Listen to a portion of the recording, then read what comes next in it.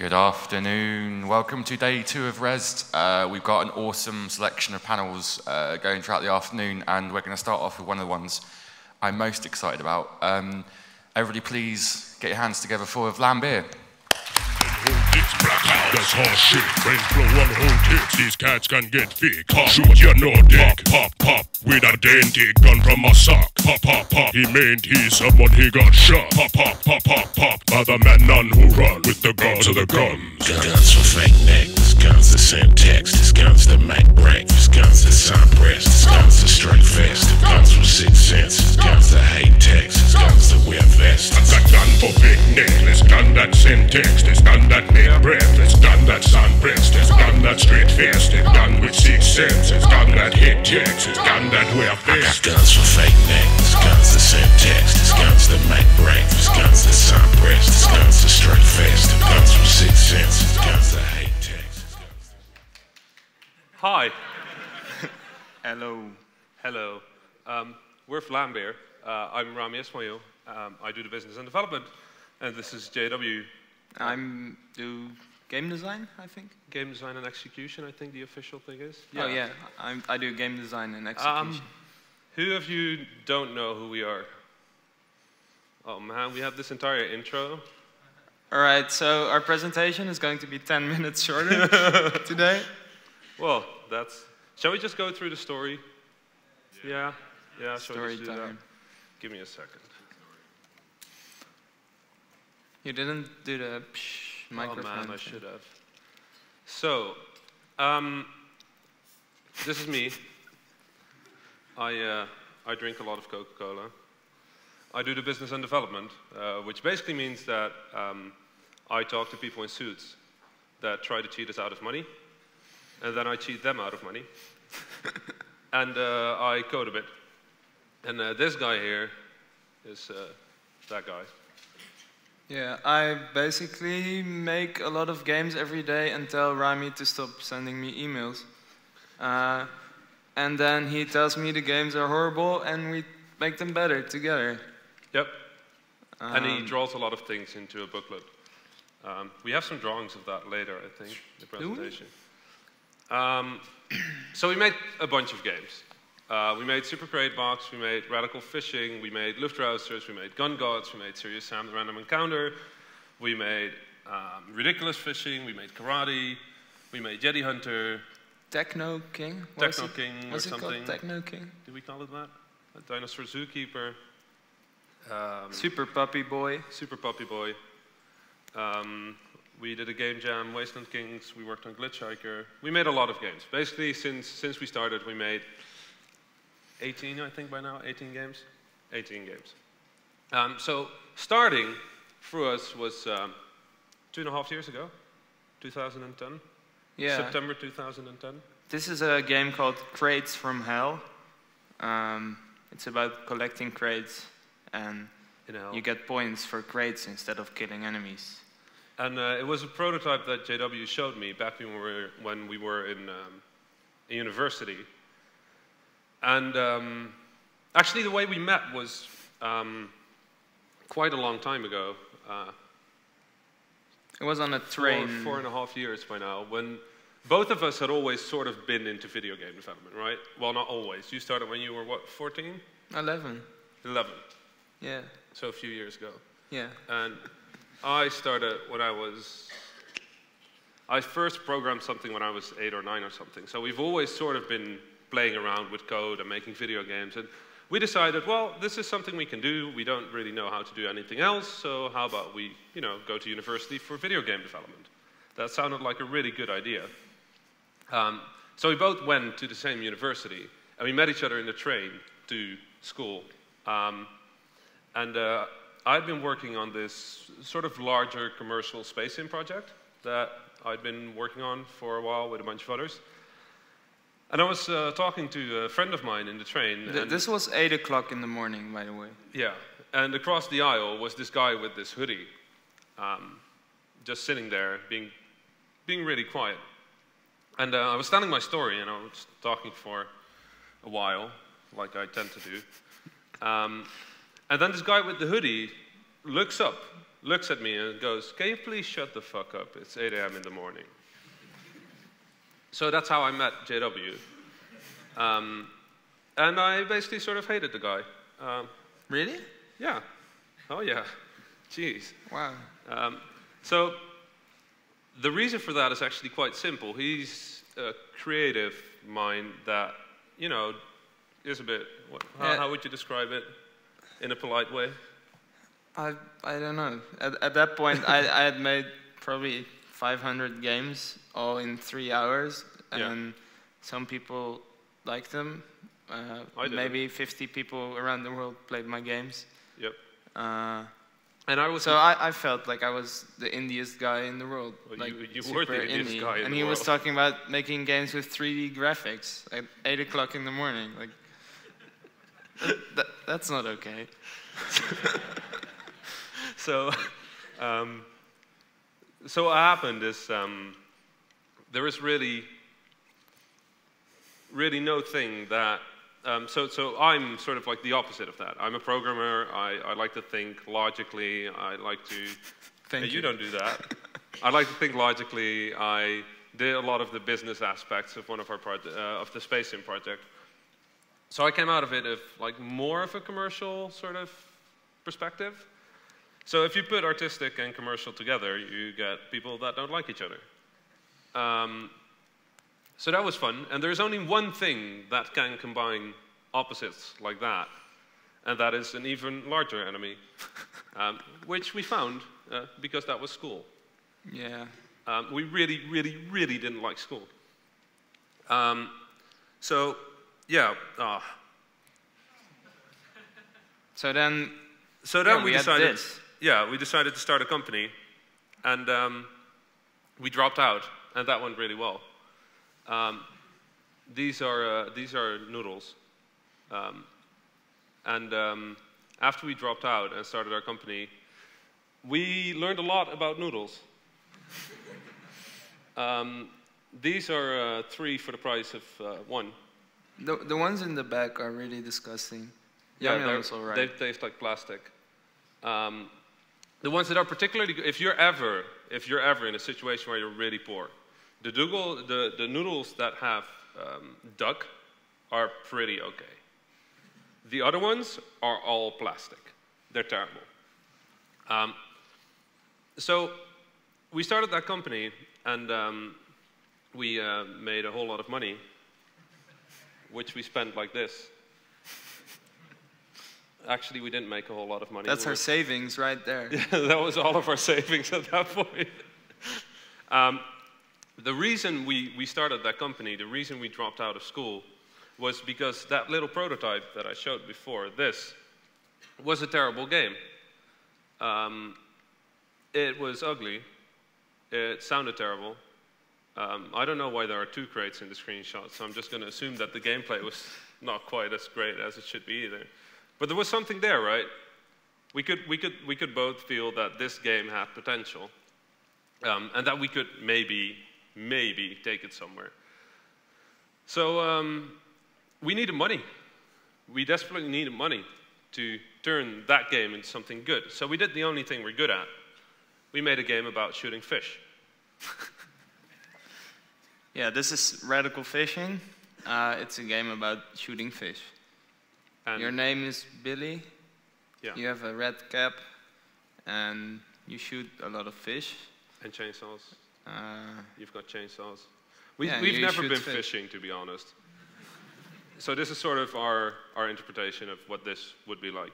Yeah, I was watching a documentary about tuna overfishing, and it showed this like alternative to having big nets and everything, and it was this little boat with guys with line fishing for tuna, and they were swinging them into the air, and it was like shot with beautiful slow motion, expensive cameras, so you saw shiny fish moving through the air in slow motion, and I thought, oh, that would be cool to combine with Duck Hunt. And then we made Radical Fishing. So I made some money. To be precise, I think we made $10,001. Yeah. $10,001. Negotiating was really good on that game. And basically, we got like an offer for $4,000, and then we sent them an email. Hey, someone else offered $10,000. And they sent us an email back saying, oh, we offer 10,001. And we said, okay. We were pretty rough negotiators back then. That was a good bluff, by the way. Yeah. And we used that money to turn this into this. Yeah, we got a bunch of our friends together, Paul Veer and Nathan de Groot. That name sounds terrible in English. Roy de Groot. Roy de Groot. And they made some beautiful art, and we got Eirik Circa or Phlogiston to make us some really good music. And I kept working on the gameplay, and we added like lots of little things. We thought about a lot of stuff. Yeah, a lot of stuff. And then suddenly the game didn't sound horrible, it didn't look horrible, and you know, it was still fun to play. Yeah, it was better even. Before, it could, like, that game could make any grown man cry. Yeah. Just how terribly hard it was. No, it's still terribly hard. Yeah, I never changed the difficulty. I know, but it just became more accessible or something. Yeah, probably. We worked on accessibility. So that suddenly Crates from Hell was Super Crate Box, and we decided to, since we still had like a lot of that $10,000 and one, we spent like $1. Maybe. Yeah, we didn't spend too much money on this game. Anyway. So we still had money. This game was a bit of a success. Super Crate Box did really, really well, even though we released it as freeware because nobody knew about us. So we were like, you know, if we release for free, maybe people will learn about us. So we released Super Crate Box for free. And it became this, it instantly sort of shot us to some of the biggest award ceremonies in indie gaming. We won a good dozen awards, and we got nominated for the big one, which is the Independent Games Festival in San Francisco. And that was quite something for sort of a debut game, I guess. Yeah. It was funny, by the way, because when you go to a fancy event like the IGF, they have like these plates with like chic food, you know, fancy food. We'd been eating noodles for like a lot of this time. The good part about fancy food is that it tastes good. The bad part is that they think that this is a good portion size. So it was a bit of a disappointment when they said that was actually the main course. But being there was really cool, and we didn't win the IGF, but suddenly we were sort of, people knew about us. Yeah. So we dealt with that pretty well, and then we made more games. Yeah, this is Gun Gods, a game we made for Venus Patrol. Basically, we wanted to make an old-school first-person shooter set on Venus in the only building ever built on Venus, which is a hotel owned by a hip-hop label executive who put you in his prison, in his basement, and you're on your way to take him out. He also happens to be the god of guns. Yeah, he's the god of guns. But in the end, everything's all cool, and you kill him, and you become the new god of guns and ascend into the heavens. I think we never agreed on that. Well, that's my version of the story. That's not mine. So then we gave talks, because suddenly people wanted to hear us talk, which was cool. So we started giving talks. Who's that guy in front? I don't know. He has a nose. Who is that guy? Can that guy please stand up? If he's from here, the audience, we'd like to give you a T-shirt or something. Then we made more games, because we're good at games with explosions. Yeah, this is Serious Sam, the random encounter. One day we got an email from the guys over at Devolver Digital saying, hey, we're releasing Serious Sam 3. Do you guys want to make a game in that franchise? And we're going to release a bunch of indie games about Serious Sam.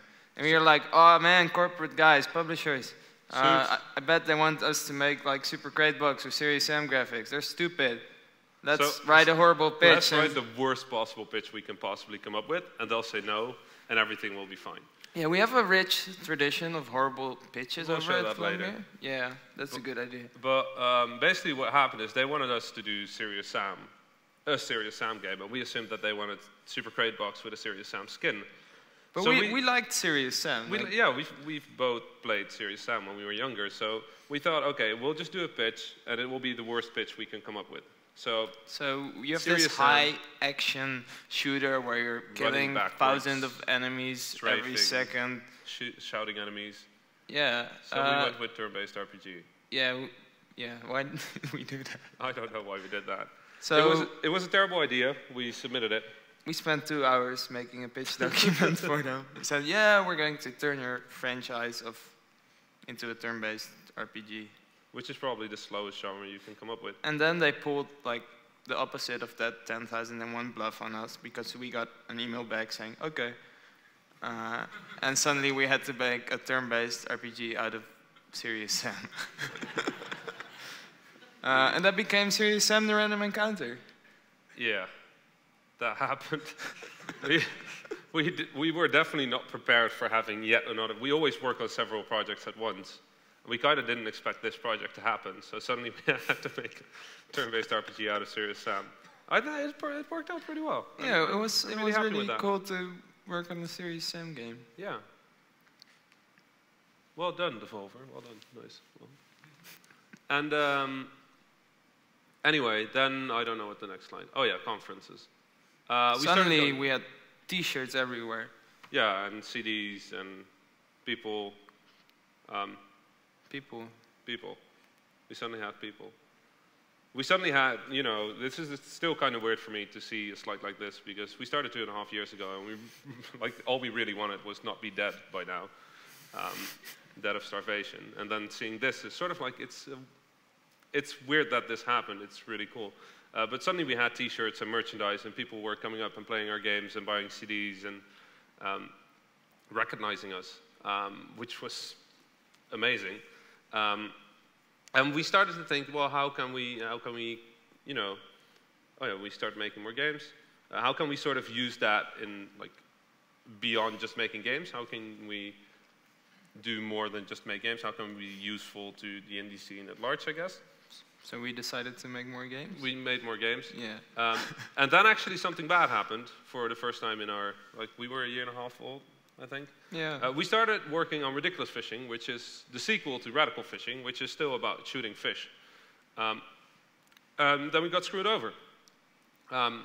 Because somebody thought, hey, that is a really fun idea. Let's do this, but with swords. I don't know who would ever fish with swords. That's probably the worst idea ever.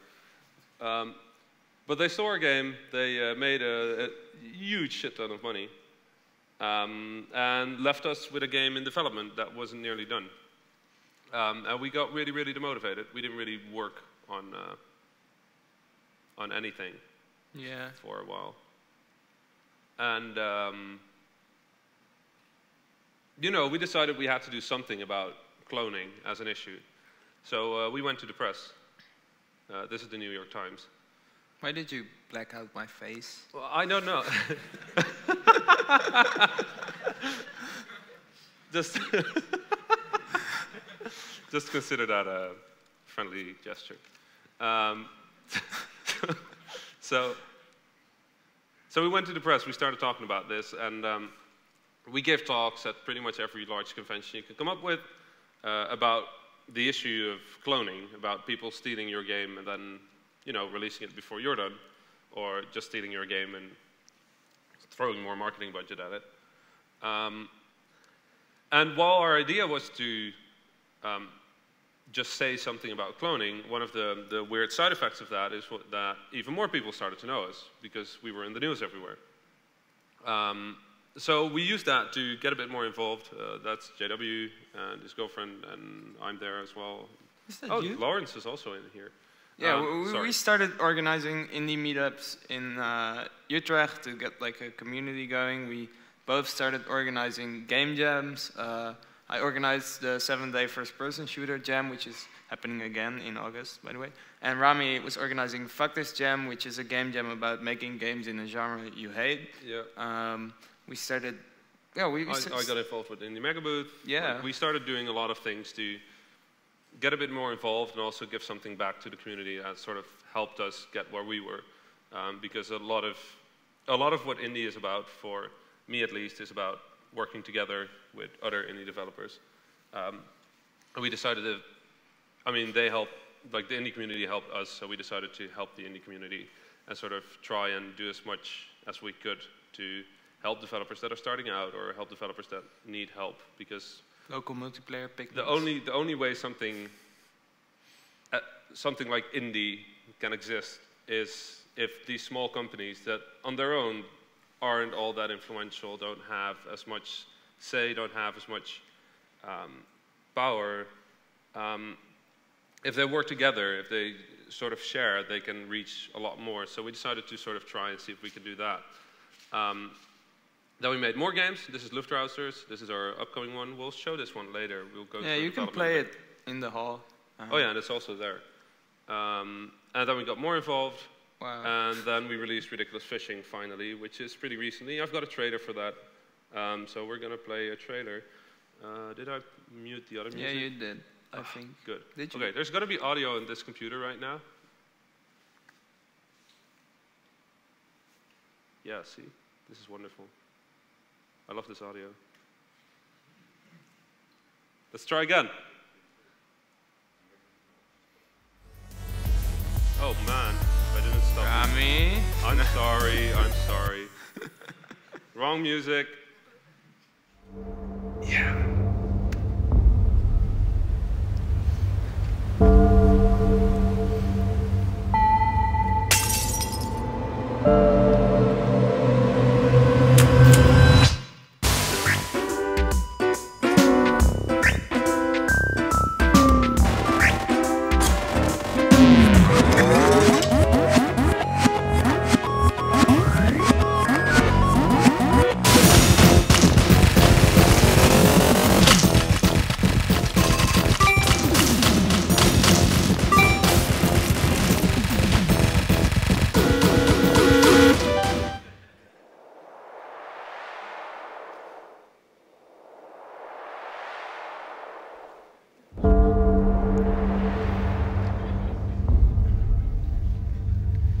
Good.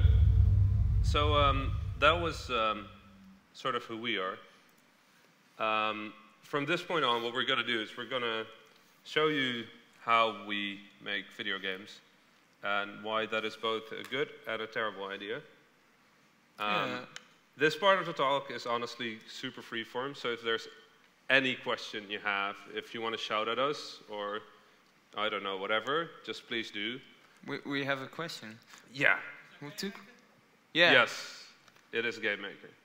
Oh, we also have people running around with microphones. So please, when you ask questions, just do it on the opposite side of the room. Because then they'll have to run around. Yeah. Sorry. Correct me if I'm wrong, but did you have your laptop stolen at E3, like including like? Yeah, I did. That's why we're presenting on two computers right now, because I don't have, he doesn't have PowerPoint installed, and I don't have Game Maker installed. So we're just going to go through with the presentation though for a bit. No, that's fine. I'm not concerned about the presentation. I'm concerned like how did that affect like the development of the game? Like how far were you set? We had really good backups. We've seen a lot of stuff happen in the industry. A lot of game projects fail because somebody forgot to do a backup. So we had everything backed up, thank God. Including this. This is the very first thing we ever made of Luftrausers. Yeah, so Rami had converted me to the dark side, and this is kind of 3D. This is the first ever test for Luftrausers, for basically drawing airplanes that look like they're 3D. They're not. No. But that's it. This is how we came up with the idea of doing Luftrausers. Should I show the very first build of Luftrausers? Yeah. All right, so then the next day, we were like, hey, let's add some gameplay. So basically, this shows how, as soon as we can, we start adding explosions to our games, and screen shake, and explosion and screen shake are boats. really important to make video games. And effects when you're flying over the water, because that's what video games are all about. So again, this is 24 hours after the previous build you saw. The very first thing we do if we want to make a video game is DW sits down and mashes out in the worst possible way a video game. The worst possible code. I'm literally talking about the source code of this build could make any programmer cry.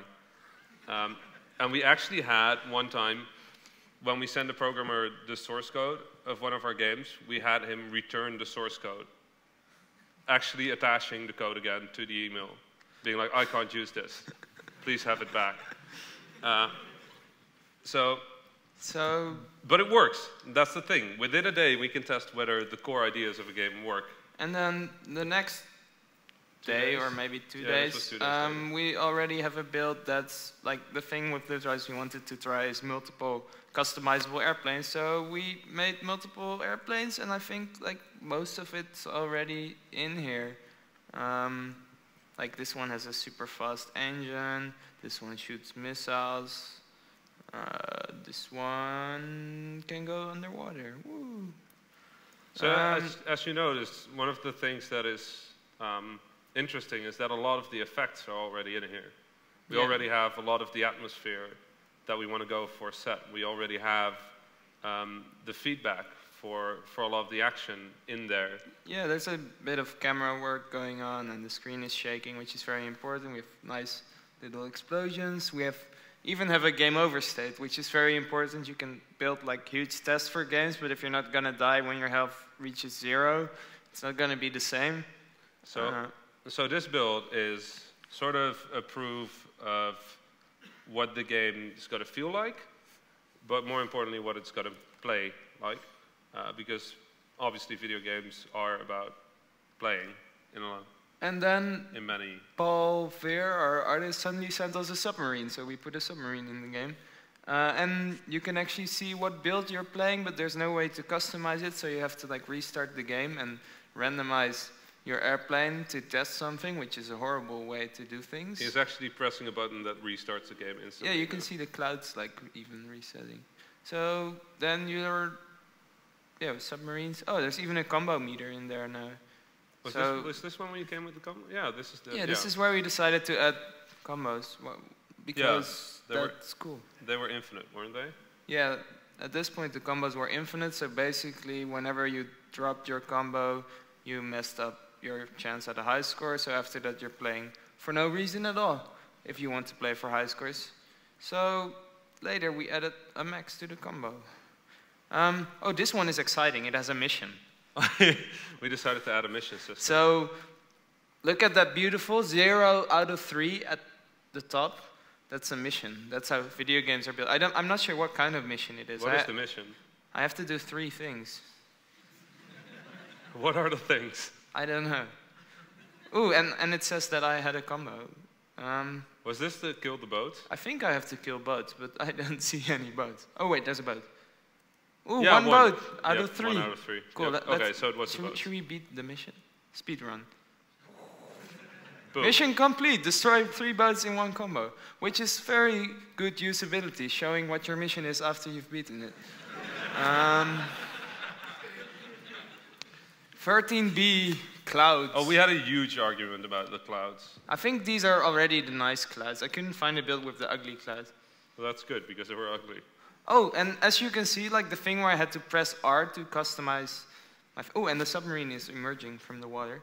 Now I can press 1, 2, and 3 to customize my airplane, which is still not very useful, but it's better than nothing. Interesting point to note. This is a few weeks in.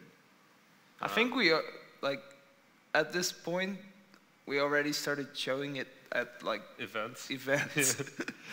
No, this is a few weeks in. So what happens is... Oh, there are the clouds. We start working on a game, and we get it to a point where it's playable, where we can check whether the game works. Clouds. And then from that point on,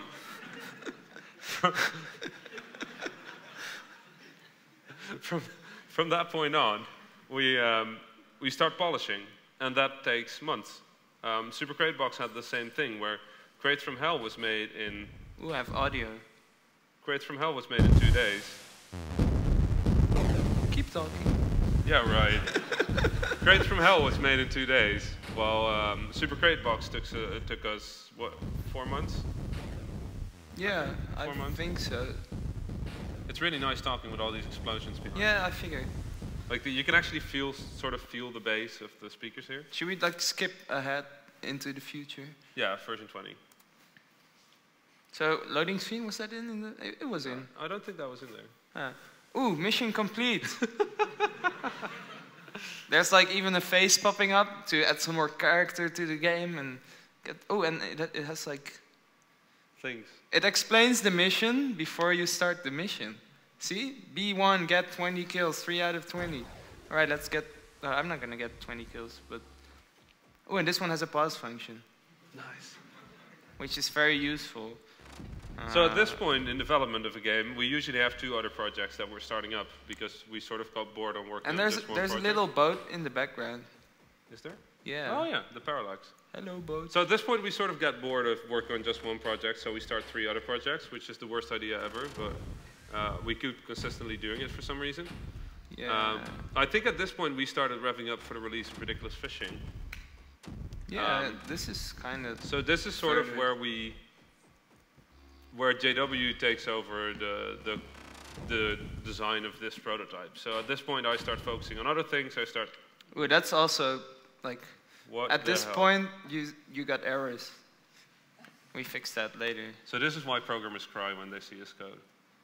Anybody who can program could read that error message and would somewhere... Should we show the first-person version of Luftrausers? I'm not sure if that's going to be what people expect. Anyone here with, like, seizure problems? Yeah, please close your eyes. Close your eyes for a bit.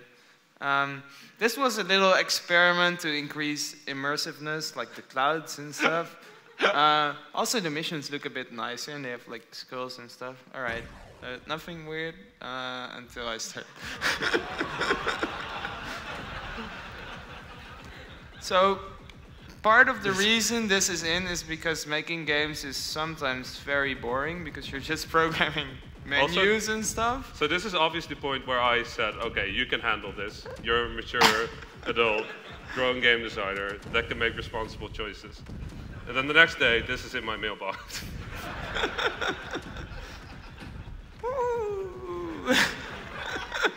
If anybody from Oculus Rift is watching right now, hey, send us. Yeah. We have this, right? Yeah. I'm just going to keep playing this for the next 20 minutes. I love how all the effects are just still set to the screen. So the health thing is... Yeah!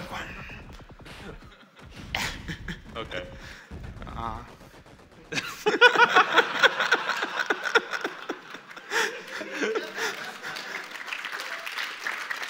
So, yeah. At this point, as you can see, there's already like a nicer menu in the game. We have like a hangar system and all that. Okay, next build, I think. Yeah, really? Yeah, really. So this is... Do you want to use that antivirus? I don't know. That was such good paid advertisement. We should have paid for. We should have had them pay for that. We'll send them an invoice. Yeah. So this is already like a near final version of my the prototype thing. It has like what is with the skulls? They're happy. See, and the menu isn't rotated, and oh, music. Nice. Yeah, launch. Things are new in this thing.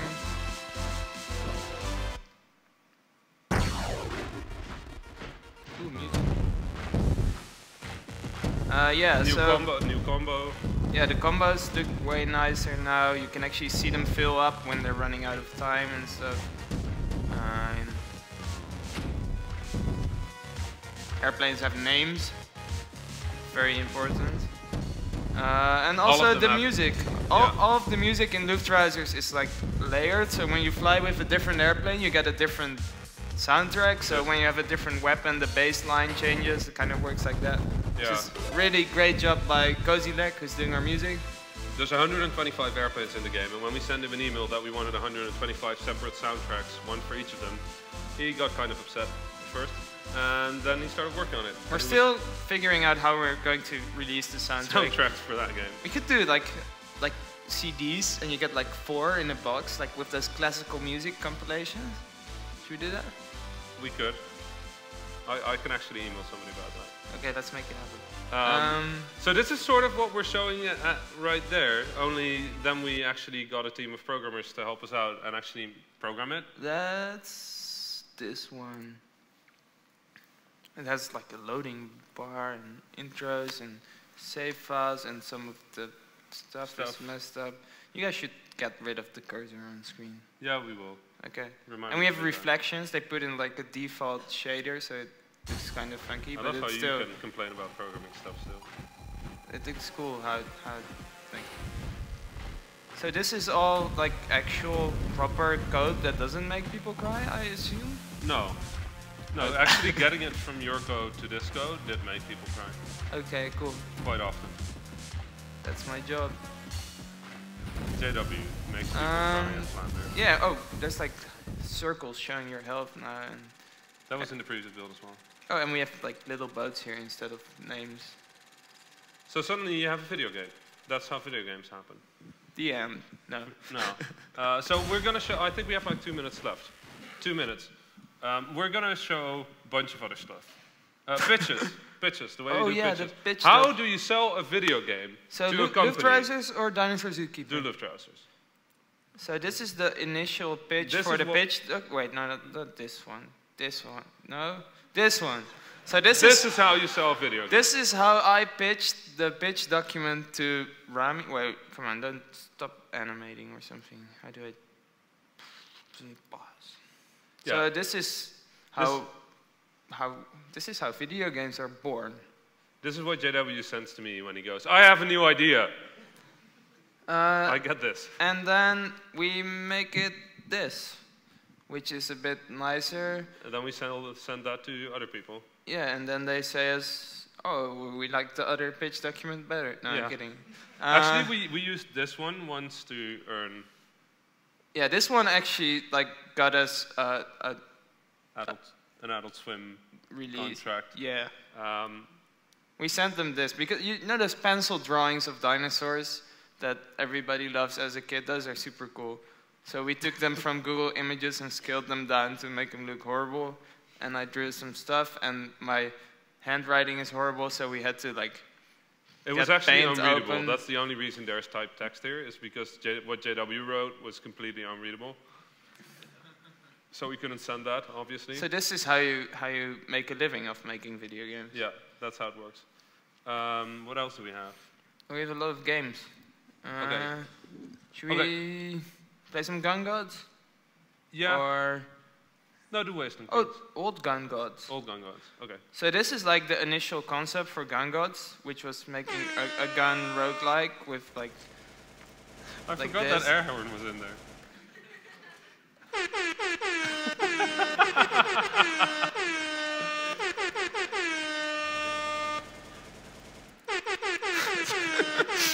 Jesus. And then this one. Yeah, just do that one. So then we made it a first-person shooter instead because this was horrible. We don't have time for And that. then later we made a game for This. Mojam, which was called Wasteland Kings, which is this, which is basically the same without the air horn, and way better. And we made it in 4 days while I had a horrible fever, so I don't know how we managed to make a game this big, but that was cool. So yeah, we make video games. Good. Woo, grenades. Shall we go to questions? I think we have like some time for questions before. Yeah, okay, let's do questions. Okay. Hi. Hi. Yes, I was a massive fan of Wasteland Kings. I didn't stop playing it for about 10 days after you guys released it, so that was awesome. And it's a game developer myself, not a big one, but I do it. Cool. One of the most interesting parts I found was when you guys released that post on your blog about how you made the Wasteland Kings random generation. Yeah. And when you're talking about giving stuff back to the indie community, I was just wondering whether you're interested at all in kind of branching out and showing people more about your process and maybe going into the kind of more education side of it, because it was ridiculously interesting, and I think obviously a lot of people would be very interested in that kind of thing. Actually, we're going to do exactly that. We've got a new project coming up that we haven't really talked about yet, because we are working on 5 projects as usual. But for the next project, we intend to live stream pretty much all of the development after a specific point where it doesn't consistently crash all the time anymore. Yeah. So yeah, we're actually going to do that. We're actually going to walk people through the way certain games are made and just, you know, have fun talking to people. Yeah, no, please come join us in the Twitch. That will be fun. Yeah. Is there time for one more question? Sorry, we've got to wrap up there. So that was super interesting. Thank you so much for your time. That was really, really insightful. And please, a big round of applause for Rami and JW.